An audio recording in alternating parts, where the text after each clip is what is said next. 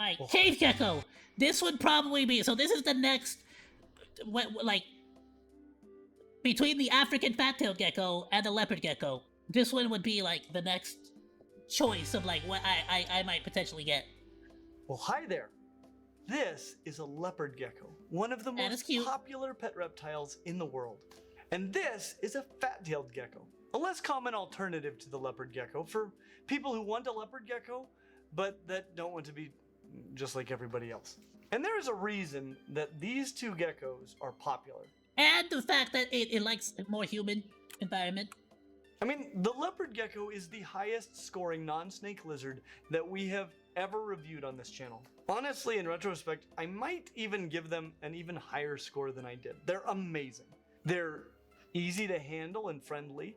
They're extremely hardy and relatively simple to care for. They're relatively inexpensive to buy and maintain. In many ways, they're the perfect pet lizard. You're supposed to help convince me not to get the leopard gecko or go for something different, but instead you're convincing me to get the leopard gecko even more now. Let's face it, eyelid geckos make great pets. And just for the record, all geckos have eyelids. But what makes this group unique is that their eyelids can move. They can blink. More accurately, they can open their eyes. The eyelids on most geckos are fused shut and are clear. And interestingly, while leopard geckos, fat-tailed geckos, and probably banded geckos are the most well-known, the majority of the eyelid geckos are in the genus Goniurosaurus, the Asian cave geckos, which are at a glance every bit as amazing as their more well-known blinking cousins. I think a very strong case can be made that they're even more, dare I say it, beautiful than their cousins. Yet despite growing popularity, they are... See, look at it, they're like so much leaner. So it's like my mentality is, if this is a smaller, like, lizard, and I have a 45-gallon tank, would it be smarter to get a smaller lizard so that it has more space and more area, you know what I'm saying? Much less well known. So are these geckos as amazing to keep as their cousin? Or is there some hidden flaw that keeps them off the radar? And is the Asian cave gecko the best pet lizard for you? To help us answer these questions, we've invited our good friend Dr. Joey Muggleston from Great Basin Serpentarium, who keeps and breeds multiple species of cave geckos, here so that we can give cave geckos a score based on our 5 categories, which are handleability, care, hardiness, availability, and upfront costs. When it comes to handleability, we gave leopard geckos a score of 4 out of 5. And we also gave the fat-tailed gecko a score of 4 out of 5. They both had about the same pros and cons. In general, eyelid geckos are very good to handle, but not great. And really the main cons are that they're small enough that they can be injured fairly easily by rough or careless handling, say from a child. They can voluntarily drop their tails, though not as readily as geckos like crested geckos. And their tails, they don't grow back very well. And they aren't arboreal geckos, so they aren't exactly masters of holding on. They won't scratch you, but you will feel their claws. And while most don't tend to bite, for a lizard this small, they can pack a wallop. And they can poop. I like the really gray one. I need to see this thing in its natural environment. I'm trying to imagine this thing in a cave.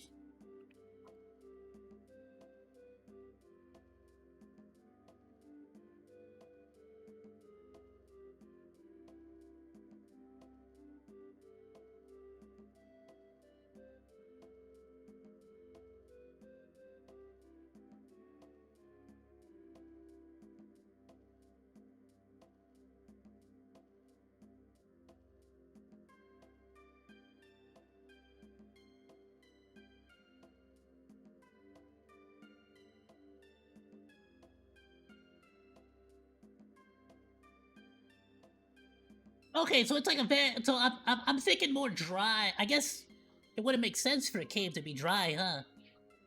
Yeah, that wouldn't really make sense at all.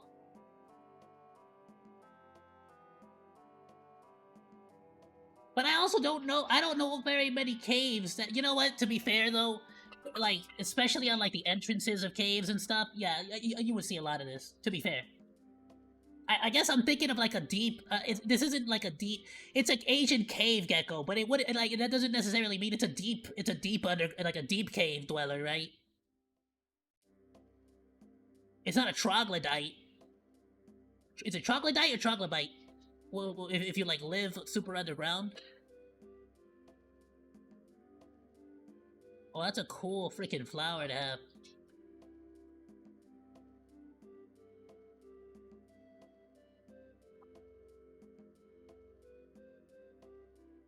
Oh, damn, that's where the eggs go.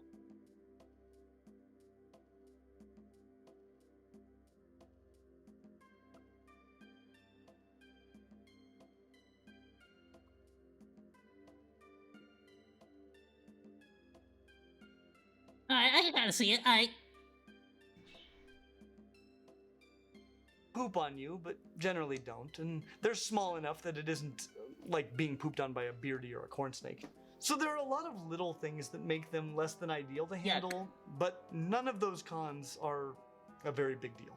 In general, they're pretty calm, non-aggressive, and very tolerant of handling.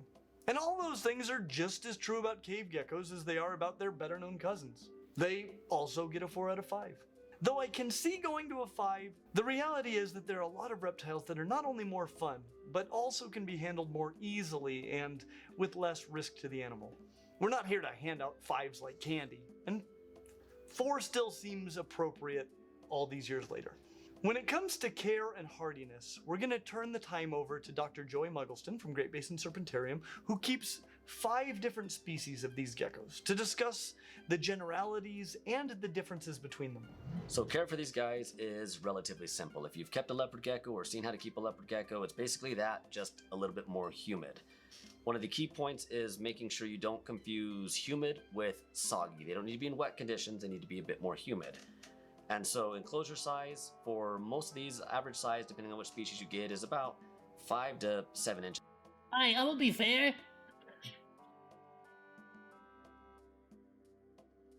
His soil looks a bit more sandier than mine. I was kind of scared I was over sanding it. His seems a little bit sandier than mine. Mine, I definitely got like a nice good like amount of like sphagnum moss and like almond leaves and other stuff. Or so, and so caging size, you can do something like a 20-gallon terrarium. Of course, larger is better, and you can do a lot with these guys in terms of cool natural scape backgrounds and stuff like that. As for heat, they don't need to be quite as hot as some of the other geckos, and so we keep a warm spot of about about 84, 85 degrees. So about mid-80s on the warm side, and then they can be quite a bit cooler than that. They can actually handle quite a range of temperatures. When I first began keeping these years ago, I just kept them in Rubbermaid totes with Next reaction stream should be on Tuesday, if I'm not mistaken. That was should be Tuesdays and Thursdays. As for substrate, we do a mix. We have what we just refer to as a tropical mix. It's 2 parts peat moss, 2 parts topsoil, 1 part sand. You can use cocoa fiber or any other sort of substrate that's going to hold humidity.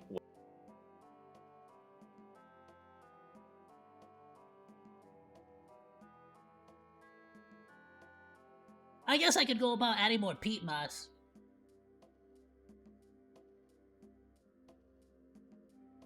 Yeah, that's probably what I'm missing. I don't want to do cocoa fiber.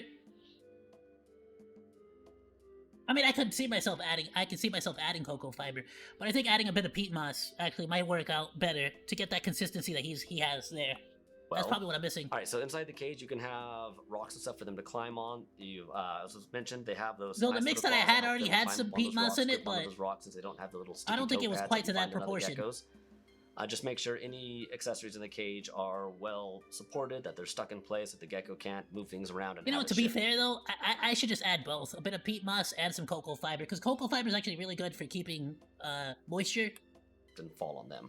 Because we're in Utah and it is so dry here, we go through a few times a week and we'll miss the enclosure. We make sure we keep a corner of the cage always with some damp moss or a humid hide pot, so that even if the rest of the cage were to dry out a little bit, they still have a nice humid area to go and retreat into. We keep a water dish in there at all times, just a shallow water dish that if they or any of their insect prey crawl into, they can get back out of it. So we keep the little food dish full of either dubia roaches of appropriate size or small mealworms for them to feed as they desire, and we go through twice a week and we make sure they have some food in there. And then about twice a week, sometimes 3 times a week, we'll go through and put small crickets in there for them as well. We dust it with calcium, vitamin D3. We don't provide UV lights for these guys. In our enclosures, they're heated by heat cable, and so we make sure they get that vitamin D through their diet. As for cage mates, we put cave geckos together only to make baby cave geckos. We keep them solitary year round. We don't keep more than one female per cage. I've heard you can. We've not yet tried it. We've seen no reason to try it. We keep them individually, and then we put males in for breeding, and then we pull them back out once they're done. On the babies, you have to be careful on humidity. You got to watch when they're shedding. If when they shed, they don't get it all off their toes, we'll put them in a little humid box and then help them with that so that they don't have any issues there. So just watch the toes when they're young. When they get older, we don't notice as much of an issue with that. It's just some of the babies tend to be a bit more sensitive to it. To be fair, this is starting to feel more like this is sort of like the it feels like this is more on the smaller, more sensitive side of things compared to the leopard gecko. And that's related to humidity. If you live in a humid area, that may make absolutely no sense to you because you won't see the same thing. Their hardiness is like most other eublepharid geckos, and so if you've seen leopard geckos or kept leopard geckos, it's about the same. Again, as long as you make some minor modifications, a little bit less heat, a little bit more humidity, they're just as hardy as the other eyelid geckos, or the more popular eyelid geckos, I should say. There are a few of them that are more common, and so the most common of all the cave geckos is the Chinese cave gecko. That's Goniurosaurus hainanensis. That's the one we have in the dish here because he doesn't want to sit in my hands. They're the ones that will generally can find them around $100 to $200, maybe a little bit more if they have prettier banding or something. But they're the easiest to find. They are the most readily available, and they're kind of intermediate size for as far as cave geckos go. You do have some that are a bit smaller, like the one in my hand here. This is the Bawangling cave gecko, which is just fun to say. It's got really cool oranges. Bawanglingensis gets a little bit smaller, but care is exactly the same. And then the Vietnamese cave gecko, the one on my right hand, this is Goniurosaurus araneus. And this one and Goniurosaurus... If I had to go for one, I'd probably go for the smaller one, again, for that same logic of, like, I want the enclosure to be as large as possible. Luai, they look about the same. They're a little bit longer than the other cave geckos, a little bit skinnier bodies, longer, goofier legs. Again, care is exactly the same. They just get a little bit longer. As far as availability, this is the most common. Bawang is pretty common now. There's a number of us working with them. Araneus, Luai, and the others are a bit harder to come by. They'll cost a bit more money. And then you have the species from Japan. They're a little bit harder to come by right now, and so they will be a bit more expensive, but care is about the same, just a little bit cooler in temperatures. So Goniurosaurus, at least the hainanensis and similar species were imported quite a bit, and that explains somewhat the lower price on that species. But in recent years, they have been, their status has changed with CITES, and so there's been a decrease in importing these things. And so unless more people get involved with captive breeding these lizards, they may become less readily available over the next few years. So if you're interested in keeping them, I highly encourage you to get unrelated lines and try your hand at making baby cave geckos. Thank you very much, Joey. And with I don't know... I don't think I'd be able to, like, get into that. Because I would have to have, like, a separate enclosure. With that in mind, we're gonna give the cave gecko a score of 5 out of 5 for care and 5 out of 5 for hardiness. So I'm gonna be totally honest with you guys. Somehow, reviews of pets have become the least popular videos on our channel. And reviews of pet reptiles have become the least popular pet reviews that we do on this channel. And yet, there are so many rad reptiles out there, some of them are even very common, that I haven't been able to share with you guys yet. To be fair, that's probably because the majority of your audience has already gotten the pet that they wanted. At this point, right? Like, they probably got, they're like, well, I can't really get another one. I'll tell you, from an economics standpoint, it doesn't make sense for us to make these videos anymore. But I believe in this library that we're building, and I want to see it continue to grow. And we can only continue to do this, really, thanks to the support of our patrons on Patreon. So if this is the kind of thing you want to see us continue to do in the future, please consider hopping over there and supporting us on some level. It really does make a big difference and allows us to make videos that we know might not be that popular, but that need to be made. When it comes to availability, this is where things go down for a cave gecko. No, even when you're trying to, like, do science on YouTube, you gotta get funded. It's like college scientists getting funded by versus a leopard gecko. But if you ask me, Private that's investors really all the part time, of their too. charm. If you don't care about the fact that they're everywhere, why not just get a leopard gecko? But truth be told, if you don't care which species you get, it isn't really that difficult to find a cave gecko, at least not yet. Though they will probably get a little bit harder to find in the near future, for the reasons that Joey already explained. While they aren't that common in pet shops, I certainly have seen them in pet shops. The same goes for expos. You won't see tables full of them like leopard geckos, but they're out there. And if you're willing to get one online, straight from a breeder, you shouldn't have much trouble. If you want your pick of at least 5 different species, Great Basin Serpentarium is a great option, and they're all captive bred. They aren't everywhere, but they're far from impossible to find, and they get a 3 out of 5 for availability, though again, that may go down in the near future. When it comes to upfront costs, cave geckos are shockingly not all that expensive, but again, that might go up in the near future. It's probably possible to get a leopard gecko for less than a cave gecko, but they're really not all that expensive yet. A bit more if you have to pay for shipping.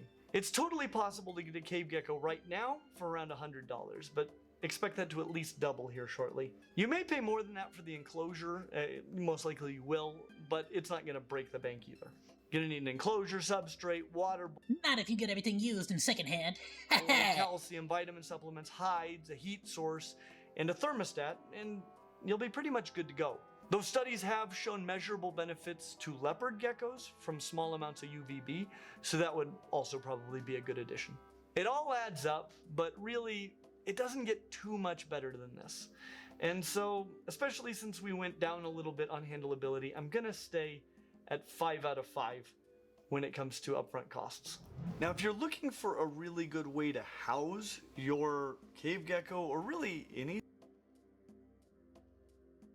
I was about to say, that box looks really cool, and then I saw the logo called Tarantula Cribs, and I hate it now. small type of reptile or amphibian, or especially things like tarantulas and other arthropods, tarantula cribs has some Can I see, is that a small good... type of reptile or amphibian, or especially things like If that's like a good spot to house that cave gecko, mine is at least twice, if not 3 times the size. So I'm good. tarantulas and other arthropods. Tarantula Okay, that's like a cribs tarantula. has some amazing products for you. In the past, I would have told you they make the nicest spider enclosures I've ever seen, and they do, they still do. But they've recently started branching out into supplies for reptiles and amphibians. They're building larger enclosures. They just keep getting better and better. Oh, that's a cool one if you get like darts, like poison dart frogs. That need like the really tall branches.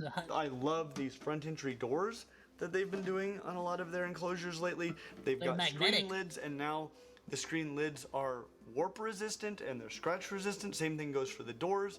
They've got replaceable backgrounds. You just magnet them onto the back, and so you can switch them out anytime you like. That's really These cool. enclosures are spectacular, and it would be hard to imagine a better enclosure for a cave gecko than these. And so I'm grateful that I don't know if I'd use it. I kind of want to keep my cave gecko in a ginormous one, but for the next creature that we're going to be looking at, that I might someday in the future get, which is the giant millipede. That would be a really cool one to get for a giant millipede.